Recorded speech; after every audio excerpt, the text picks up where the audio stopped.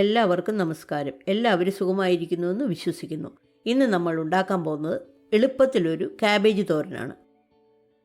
ഒരു ചെറിയ കാബേജിൻ്റെ പകുതി ഏകദേശം 300 ഗ്രാം നീളത്തിൽ കനം കുറച്ച് അരിഞ്ഞെടുക്കുക.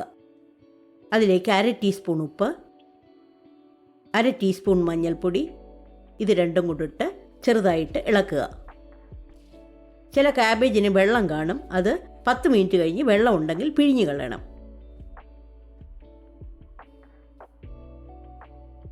ഒരു പാത്രം ഗ്യാസിൽ വെച്ച് ലോ ഫ്ലെയിമിൽ ചൂടാക്കുക.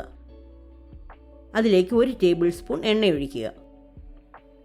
അതിലേക്ക് 1/2 ടീസ്പൂൺ കടുക് ഇടുക. കടുക് പൊട്ടിക്കഴിയുമ്പോൾ 10 ചെറിയ ഉള്ളി, 4 വെളുത്തുള്ളി അല്ലി, 3 പച്ചമുളക് ഇതെല്ലാം കൂടെ ചതച്ചത് ഇടുക.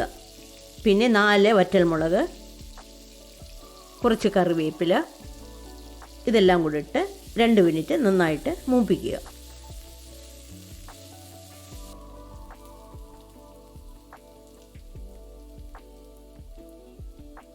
അതിലേക്ക് കാബേജ് ഇടുക.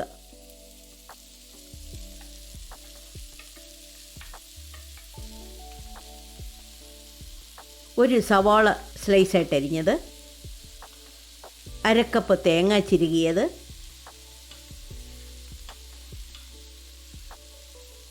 ഇതെല്ലാം കൂടി ഇട്ട് നന്നായിട്ട് മിക്സ് ചെയ്യുക.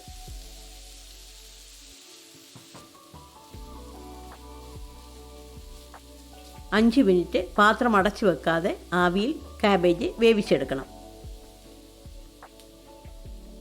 ഗ്യാസ് ഓഫ് ചെയ്ത് സെർവ് ചെയ്യാവുന്നതാണ്. ഈ റെസിപ്പി എല്ലാവർക്കും ഇഷ്ടപ്പെട്ടെന്ന് വിശ്വസിക്കുന്നു. ലൈക്ക് ചെയ്യാനും ഷെയർ ചെയ്യാനും സബ്സ്ക്രൈബ് ചെയ്യാനും മറക്കരുത്.